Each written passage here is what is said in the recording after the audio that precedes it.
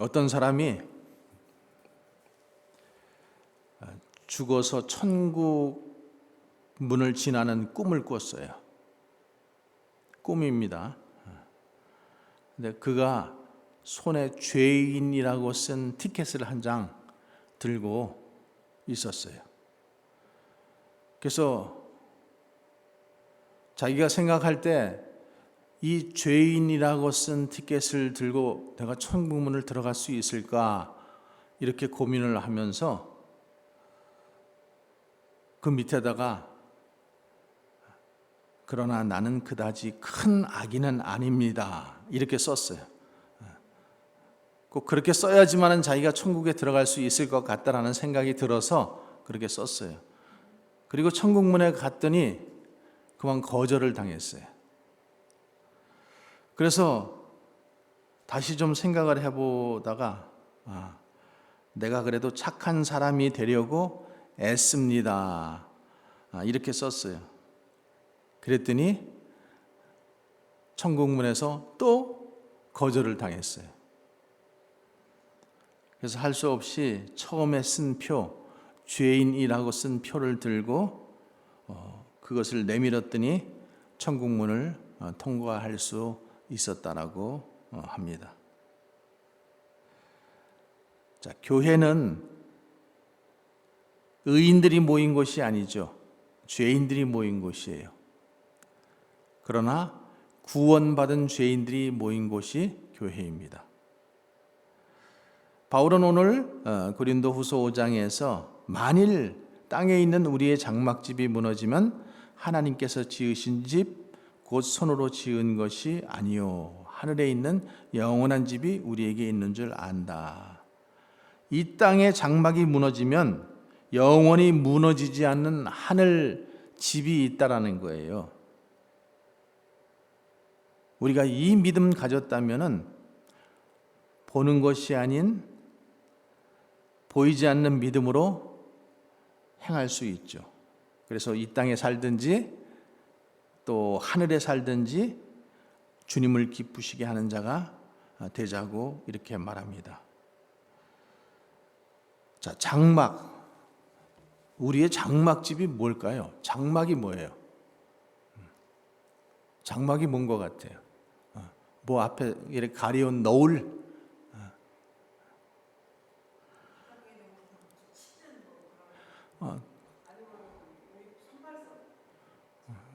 38선. 넘어갈 수 없는 곳. 이 장막은 텐트예요. 텐트. 그러니까 우리의 육신의 장막집, 이 땅의 장막집이라고 하는 것은 우리 육신이 마치 장막과 같은 것이라는 거죠. 그래서 성경에 보면 장막에 대해서 여러 군데 표현이 나오는데 시편 27편 5편에 보면은 장막을 안식처 또는 쉴 곳 이렇게 표현하고 있습니다. 그래서 하나님의 보호를 받는 곳, 그곳을 장막이라고 표현하고 있어요.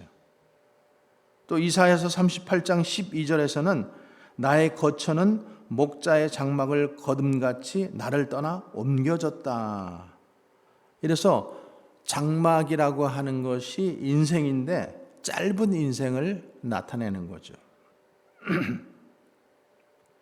그리고 이사야서 54장 2절에 보면은 내 장막터를 넓히며 내 처소의 휘장을 아끼지 말고 널리 펴되 너의 줄을 길게 하고 너의 말뚝을 견고하게 할지어다.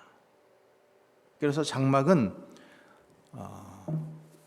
우리 세력, 기운, 이 축복의 장막터를 넓혀달라고 이렇게 기도하는 또 그런 기도의 제목들도 있잖아요. 그래서 오늘 본문에서 얘기하고 있는 장막집은 육신을 의미하는 거예요. 육신. 구원받은 성도가 완전히 누릴 복은 이 땅이 아니라 죽은 후에 갈 하나님께서 예비하신 하늘집이다. 천국이다. 그래서 이곳에는 완전한 축복과 완전한 행복이 있는 곳이 바로 천국이라는 거죠. 자, 요한계시록 21장 11절에 보면은 하나님의 영광이 있어 그 성의 빛이 지극히 귀한 보석 같고 벽옥과 수정같이 막더라라고 했어요. 그러니까 하늘의 집은 각종 보석으로 치장되어 있는 그런 성이라고 이렇게 묘사하고 있습니다. 그래서 이 육신의 장막이 사는 이 땅과는 달리 슬픔이 없고 절망이 없고 고통이 없고 아픔도 없고 오직 영생과 기쁨과 평화로 가득 찬 곳이 하늘집 천국이라고 하는 것입니다. 자, 오늘 본문 말씀을 다시 한번 보겠습니다. 자, 1절, 만일 땅의 장막집이 무너지면 하나님께서 지으신 집 곧 손으로 지은 것이 아닌 하늘의 영원한 집이 있다는 것을 안다라고 했습니다. 땅에 있는 장막집인 우리 육신이 죽으면 그것으로 끝나는 것이 아니라 하늘에 영원한 집이 있다라는 거예요. 여러분 믿으십니까? 그러면서 땅의 장막을 입고 있는 동안 탄식하면서 하늘에 있는 집을 덧입기를 사모한다라고 이렇게 말씀하고 있어요. 2절 말씀 보세요. 참으로 우리가 여기 있어 탄식하며 하늘로부터 오는 우리 처소로 덧입기를 간절히 사모한다. 우리가 여기 있다라는 것은 이 땅에 산다라는 것을 얘기하는 거죠. 그런데 이 땅의 장막을 입고 있는 동안은 그 입고 있는 동안 우리가 하늘 집을 덧입기를 사모해야 된다라는 거예요. 왜냐하면은 우리의 몸이 벌거벗었기 때문에. 그러니까 장막집의 특징이 무엇인가 하면은 많이 치장하고 입은 것 같지만은 주님이 보실 때는 벌거벗은 부끄러운 인생에 불과하다라는 것입니다. 그래서 장막집에 사는 동안은 무거운 짐으로 항상 신음합니다. 그래서 하늘의 집을 덧입기를 간절히 사모하라 이렇게 사도 바울은 권면하고 있죠. 자, 5절에 이것을 우리에게 이루게 하시고 보증으로 성령으로 주시는 분은 하나님이시다 이렇게 말씀하고 있습니다. 우리가 하늘에 있는 영원한 집을 믿는다면 우리 마음이 든든해지겠죠. 제가 한국에 중국에서 사역할 때 보면은 중국 동포들 중에서 한국에 가서 일을 열심히 해요. 그래가지고 이제 중국에 다시 와야 되니까 중국에 다시 와서 살 집을 한국에서 열심히 돈 벌어서 그것으로 집을 사놓는 거예요. 그러면 그 사람은 그 자기의 일이 끝나고 나면은 그 다음에는 집에 와서 이제 자기가 사놓은 그 집에 와서 안식할 것을 꿈꾸는 거죠. 그러니까 그거와 같다라는 거예요. 우리가 그런 사실을 지금 믿고 있다면은 하늘에 영원한 집이 있다라는 것을 믿고 천국이 있다라는 것을 믿고 있으면은 그러면 우리 마음이 든든해질 거라는 거죠. 그래서 그런 믿음으로 살아갈 때 우리 마음이 어때요? 든든해지는 거예요. 하지만 더 큰 소망은 몸을 떠나 주님과 함께 사는 것입니다. 그래서 바울의 결론은 정말 우리가 몸을 입고 살든지 몸을 벗고 살든지 주님을 기쁘시게 하는 삶을 살아라. 이렇게 지금 권면하고 있죠. 그러면서 10절의 그 이유에 대해서 얘기합니다. 10절 한번 같이 읽겠습니다. 우리가 다 반드시 그리스도의 심판대 앞에 나타나게 되어 각각 선악간에 몸을 입고 사는 동안 행한 선한 일과 악한 일에 대해서 거기에 알맞게 보응을 받게 된다. 이렇게 말씀하고 있어요. 지금 바울이 본문에서 강조하는 것은 여러분 무엇일까요? 영생에 대한 소망과 확신을 가진 사람들은 어떻게 살아야 하는가 이 말씀을 하는 거예요. 그러면서 9절에 보세요. 그런즉 우리는 몸으로 있든지 떠나 있든지 주를 기쁘시게 하는 자가 되기를 힘쓰라. 이렇게 말씀하고 있습니다. 영생에 대한 소망과 확신을 가졌다면 육신의 장막집에 살든지 하늘집에서 살든지 주를 기쁘시게 하는 자가 되어야 된다. 사람들이 하나님을 믿는 이유는 참 다양해요. 그래서 어떤 사람은 질병 때문에 하나님을 믿기도 하고, 또 자녀의 진학 문제 때문에 하나님을 믿기도 하고, 또 취직되는 것 때문에 또 하나님을 믿기도 하고, 그래서 하나님 앞에 나와서 기도하고 예배하고 찬양하고 때로는 금식 기도도 합니다. 그런데 그런 사람들 중에서 어떤 사람들은 자신의 그 문제가 해결이 되면은 그냥 자연스럽게 교회를 떠나요. 왜냐하면 더 이상 하나님을 통해서 자기가 만족해야 할 요소가 없어졌기 때문에. 예수님은 뭐라고 말씀하셔요? 수고하고 무거운 짐진 자들아 다 내게로 오라, 이렇게 말씀하셔요. 주님께서 그렇게 초청하시는 이유는 무거운 짐 때문에 하나님 앞에 나와서 하나님과 새로운 삶을 맺고 싶어 하는데, 사람들은 그것에 대해서 별로 관심이 없다라는 거예요. 관심이.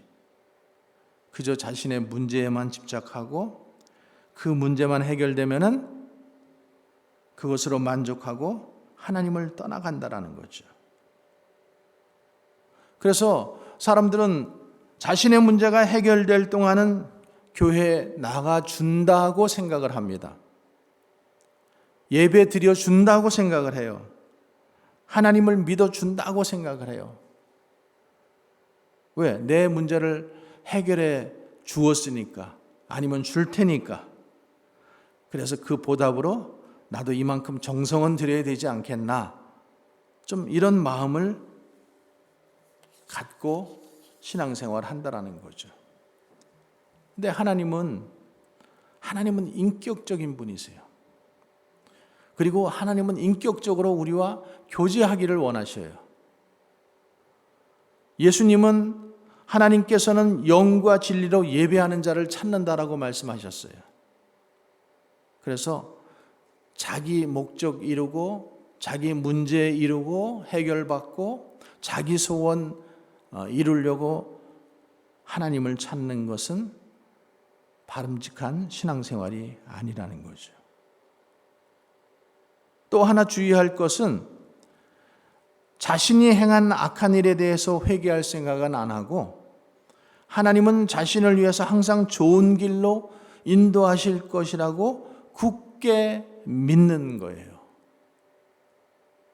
그렇게 굳게 믿고 착각을 하는 거죠. 그래서 모든 것을 하나님의 뜻으로 생각하면서 낙천적으로, 때로는 긍정적으로 생각하는 사람들이 있습니다. 그러면서 내가 참 하나님을 잘 믿는다, 이렇게 스스로를 생각하고 스스로에게 만족하는 사람들이 있어요. 근데 여러분, 그거는 착각이라는 거예요. 착각. 사무엘상 4장 보면은 이스라엘과 블레셋이 전쟁을 합니다. 근데 이스라엘과 블레셋이 전쟁을 하는데 4,000명이 죽어요. 그러니까 이스라엘 장로들이 여호와께서 어찌하여 우리에게 오늘 블레셋 사람들 앞에서 패하게 하시는가, 이렇게 생각하면서 그들은 언약궤를 앞세워 언약궤를 가지고 전쟁에 나가면은 승리할 것이라고 그렇게 판단을 합니다. 그리고 언약궤를 가지고 전쟁에 나가서 승리할 거라고 기대를 했는데 어떻게 됐어요? 언약궤를 빼앗기고, 그리고 3만 명이 죽습니다. 엘리 제사장의 두 아들 홈니와 비느하스도 이때 죽습니다. 그러니까 우리가 하나님은 우리의 믿음을 기뻐하시고 복 주실 거라고 생각하지만은 아니라는 거예요. 그래서 주님을 기쁘시게 하는 삶은 자기 만족적인 이 형식적인 삶, 내가 원하는 삶이 아니라, 또 자신을 돌아보지 않는 회개하는 삶이 아니라 오직 하나님이 기뻐하시는 대로 살아드리는 것이 정말로 바른 믿음 생활이고 하나님이 기뻐하시는 자라는 거죠. 여러분, 우리가 효도할 때도 마찬가지잖아요. 부모님이 이거 정말로 좋아하실 거야 그래가지고 아무리 드려도 그것이 부모님에게 기쁨이 안 될 수 있다는 거예요. 효도는 뭐예요? 부모님이 기뻐하시는 것을 드리는 게 참 효도예요. 부모님이 원하는 게 뭔지를 알고, 그래서 주님을 기쁘시게 하는 삶이란 무엇인가 하면은 오늘 두 가지 말씀드리겠는데, 첫째는 하늘에 영원한 집이 있음을 우리가 확신해야 됩니다. 하늘에 영원한 집이 있다. 여러분, 하늘에 영원한 집이 있습니까? 바울은 지금 오늘 말씀의 1절에 하늘에 있는 영원한 집이 있다, 그리고 2절에 하늘로부터 오는 우리 처소를 덧입기를 사모하라, 이렇게 말씀하고 있잖아요. 지난주 말씀에서도 보았지만은 고린도 후서 4장 16절에 우리의 겉사람은 날로 후패하나, 후패한다라는 게 뭐야? 낡아지나, 그러나 우리의 속사람은 날로 새로워지는도다. 여러분 그러시죠? 이 속사람이, 우리의 영이 날마다 새로워져야 돼요. 새로워진다라고 하는 것은 마치 샘물이 솟듯이 날마다 솟아나는 거예요. 하나님의 말씀으로 덧입혀졌을 때. 그리고 또 하나 생각해야 될 것은 땅에 있는 우리의 장막집은 언젠가는 무너질 것이라고 하는 거죠. 영원히 무너지지 않아요? 아니요, 무너져요. 땅에 있는 장막집은 언젠간 무너질 것인데 그것을 의지하고 살아서는 안 된다라는 거죠. 그래서 땅의 장막집에 사는 동안 영원한 집을 사모할 뿐만 아니라 그것을 위해서 우리가 살아가야 돼요.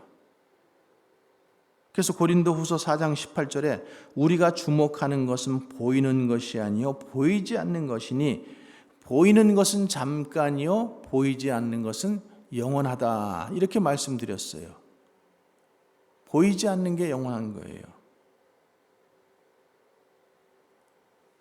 여러분, 소돔과 고모라, 그 소돔과 고모라 땅이 하나님께 심판을 당했어요. 왜 심판당했어요? 그곳에는 하나님이 기뻐하지 않으시는 악이 가득했기 때문에, 음란했기 때문에. 그래서 하나님께서 이 소돔과 고모라 성을 심판하시는데 롯의 처는 뒤를 돌아보다가 뭐가 됐어요? 소금 기둥이 되었죠. 뒤를 돌아보지 말고 빨리 저 성까지 피하라고 했는데 뒤를 돌아본다라는 것은 뭐예요? 아직 저 성에 미련이 남아있다라는 거잖아요. 그래서 그것을 바라보았을 때 소금 기둥이 되었어요. 여러분, 세상의 모든 것은 아무리 화려한 것 같지만은 시간이 지나면은 점차 빈약해지고 또 언젠가는 멸망할 것이라는 거죠.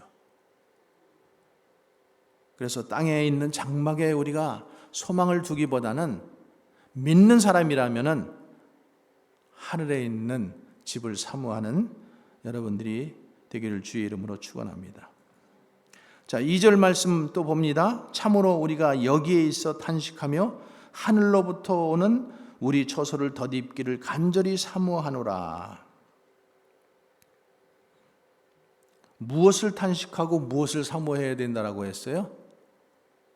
무엇을 탄식하고 무엇을 사모해요?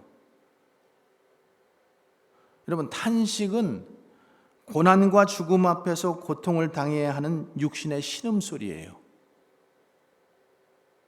이 땅의 삶이 평안하면 평안할수록 천국을 사모하지 않죠.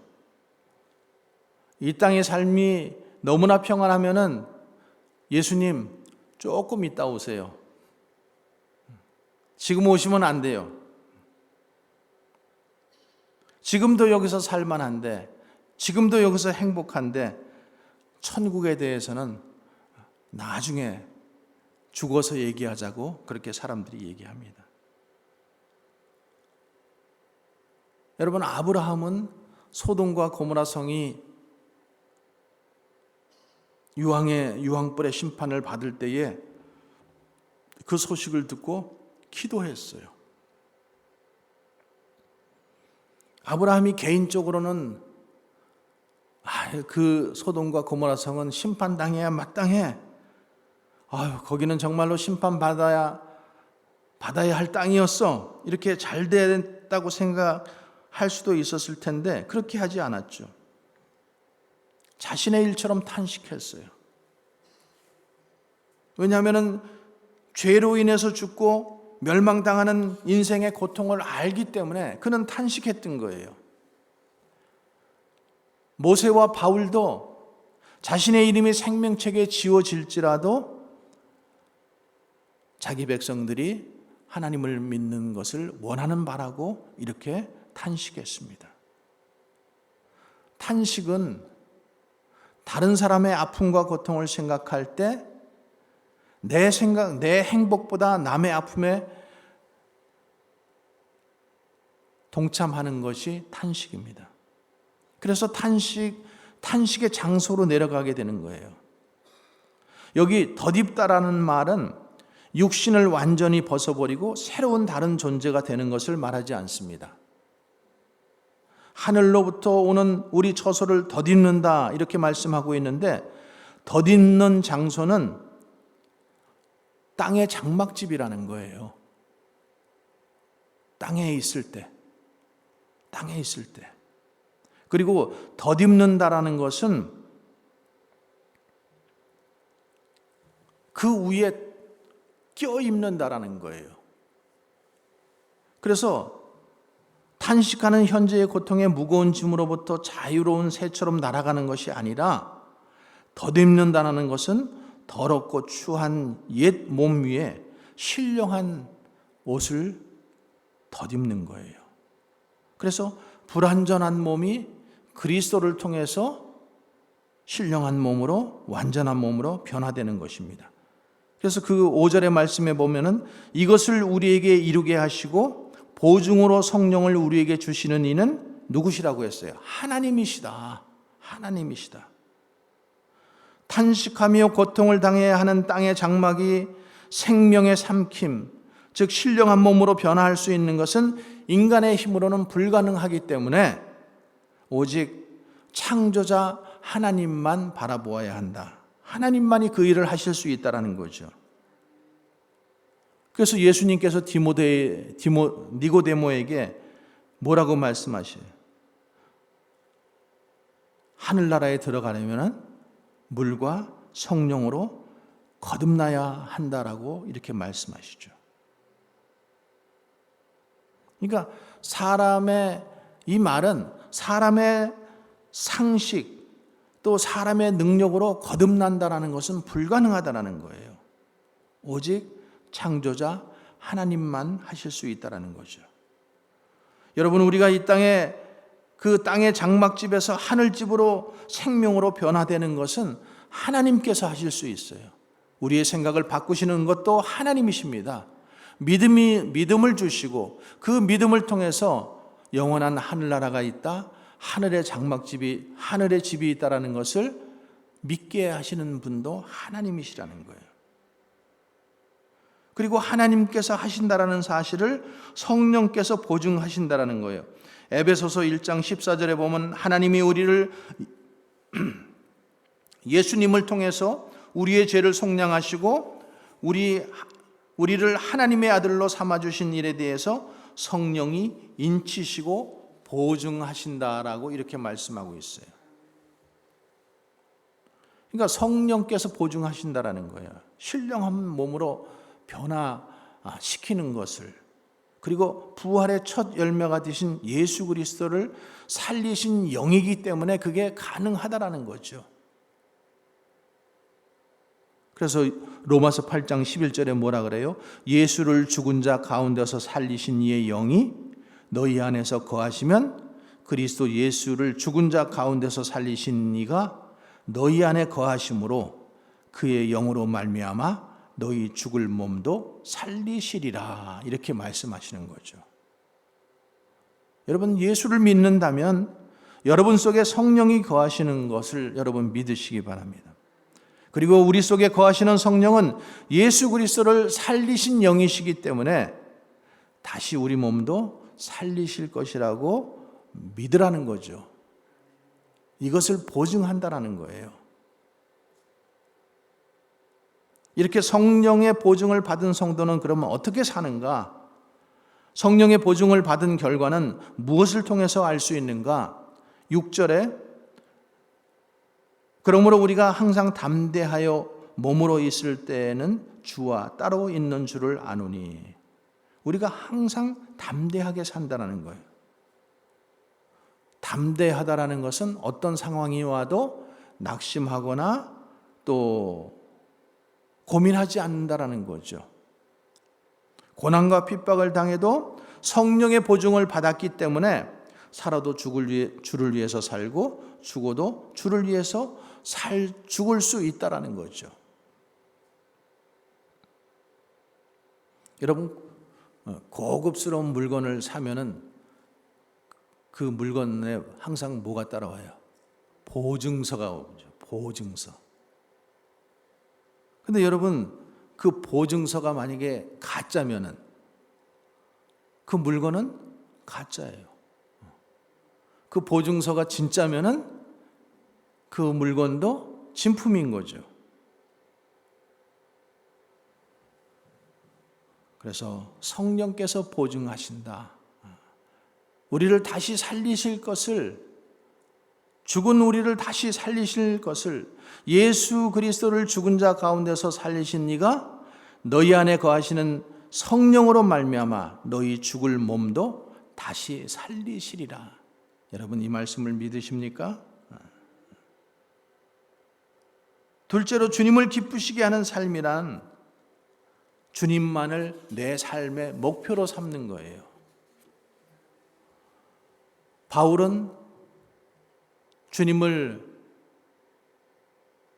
내 삶의 주인으로 삼고 또 성령께서도 보증하시는 신령한 몸을 덧입기를 확신하면서 내가 원하는 것은 몸을 떠나 주님과 함께 있기를 원하지만 몸으로 있든지 또 몸을 떠나 있든지 주를 기쁘시게 하는 자가 되기를 힘쓴다라고 이렇게 말씀하고 있어요.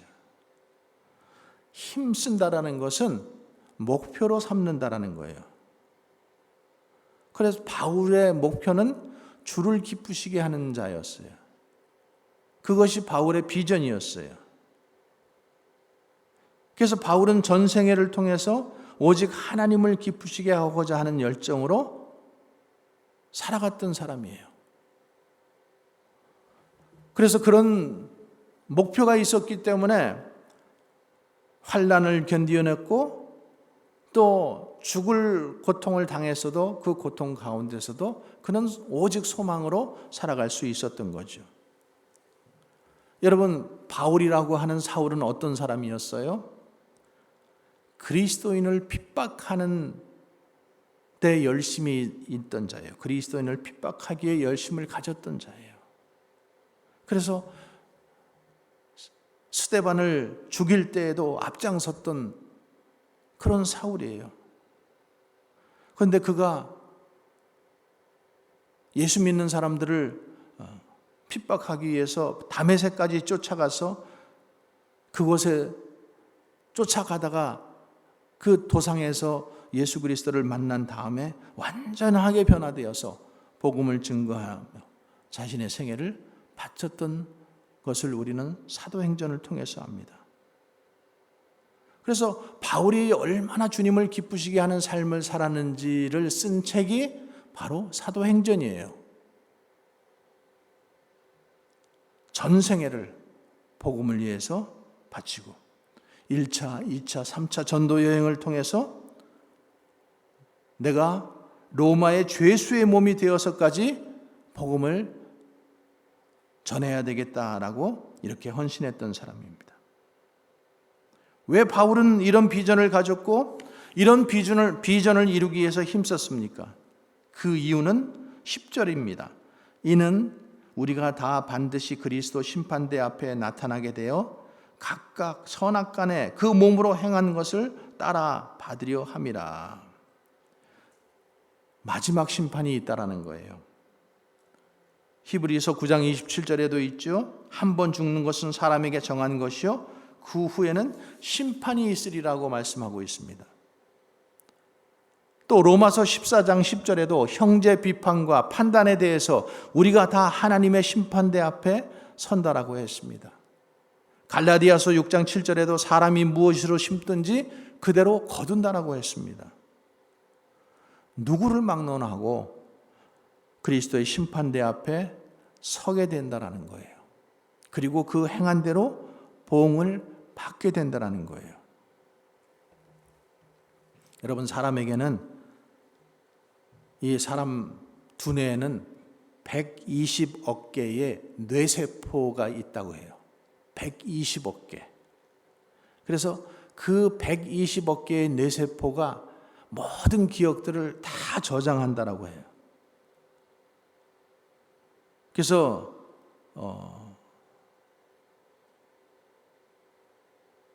몬트리올시 옥길 대학교의 신경외과 의사인 월더 펜필더 박사는 이렇게 말합니다. 우리 인식 속으로 들어온 것은 무엇이든 상세하게 기록되고 머릿속에 저장되어 언제라도 밖으로 재생될 수 있습니다. 모든 것들이 다 기록된다라는 거예요. 그래서 로마서 14장 12절의 말씀에 우리 각 사람이 자기 일을 하나님께 짓고 하리라 이렇게 말씀하잖아요. 우리 인생은 결코 지워지지 않아요. 선악간에 행한 모든 것에 대해서 분명히 심판 받는다라고 말씀하고 있습니다. 그래서 하나님의 심판대 앞에 섰을 때에 그 삶의 모든 사실들이 비디오로 마치 찍은 것처럼 다 보여질 텐데 그 앞에서 부인할 수가 없다라는 거죠. 아무도 부인할 수 없다라는 거예요. 사도행전 17장 31절의 말씀에 보면은 바울이 아테네에서 이렇게 설교했습니다. 하나님이 정하신 사람으로 하여금 천하를 공의로 심판할 날을 작정하시고 이에 그를 죽은 자 가운데서 다시 살리신 것으로 모든 사람에게 믿을 만한 증거를 주셨다라고 했습니다. 그러므로 우리가 이 땅에서 무너질 장막을 입고 있는 동안에 이 몸으로 어떻게 살아야 하는가에 대해서 우리가 결단해야 돼요. 생각해보고 결단해 봐야 됩니다. 그래서 우리의 삶의 방향이 어디로 가고 있는지를 알아야 돼요. 여러분, 다시 한번 우리가 생각해 보세요. 우리 장막집이 무너진다면 나는 어떻게 할 것인가? 오직 주님을 기쁘시게 살려는 것은 그것을 우리의 목표로 삼아야 됩니다. 우리의 비전으로 삼아야 되는 거예요. 그래서 오늘 바울의 고백처럼 살든지 죽든지 주를 위해서 살고 먹든지 마시든지 주의 영광을 위해서 살아갈 수 있기를 주의 이름으로 축원합니다. 나의 남은 시간이 얼마인지 우리는 알 수 없어요. 살아있는 동안, 이 육신의 장막을 입고 있는 동안에 내가 사모하는 그 하늘집을 사모하는 그것이 주님 앞에 섰을 때 모든 것을 선악간에 우리가 심판받게 된다는 것을 생각하시고 하늘집을 사모하며 이 땅에 사는 동안 이 몸으로 주님만을 위해서 기쁘시게 살아가는 그런 우리의 삶과 인생이 되기를 주님의 이름으로 간절히 축원합니다. 기도하겠습니다. 주님,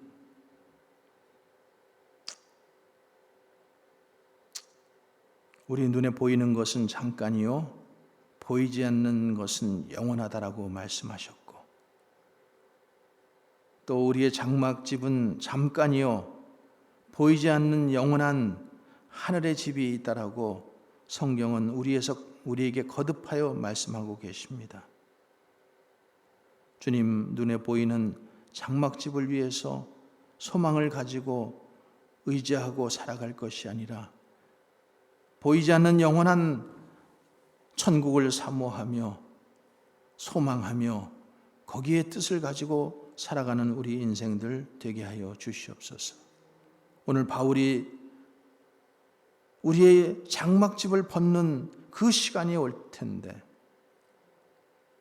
그러면은 우리가 주님 앞에 주님의 심판대에 나가서 우리가 선악간에 우리의 행한 대로 심판을 받게 된다라고 그렇게 말씀하고 우리를 권면하고 있습니다. 다시 한번 우리의 삶의 방향을 돌아보게 하시고 내가 무엇을 위해 살아야 하는지, 그리고 나의 인생에 남은 그 인생의 부분들이 무엇으로 채워져야 하는지 다시 한번 깊이 생각하는 그런 시간들 되게 하여 주시옵소서. 주님께서 성령으로 우리 안에 계셔서 우리의 삶을 인도하시고 오직 소망으로 이끌어 주심을 믿사옵고 거룩하신 예수님 이름으로 기도하옵나이다. 아멘. 주님이 가르쳐 주신 기도로 마치겠습니다. 하늘에 계신 우리 아버지여, 이름이 거룩히 여김을 받으시오며 나라가 임하옵시며 뜻이 하늘에서 이룬 것 같이 땅에서도 이루어지이다. 오늘날 우리에게 일용할 양식을 주옵시고 우리가 우리에게 죄진 자를 사하여 준 것 같이 우리 죄를 사하여 주옵시고 우리를 시험에 들게 하지 마옵시고 다만 악에서 구하옵소서. 대개 나라와 권세와 영광이 아버지께 영원히 있사옵나이다. 아멘.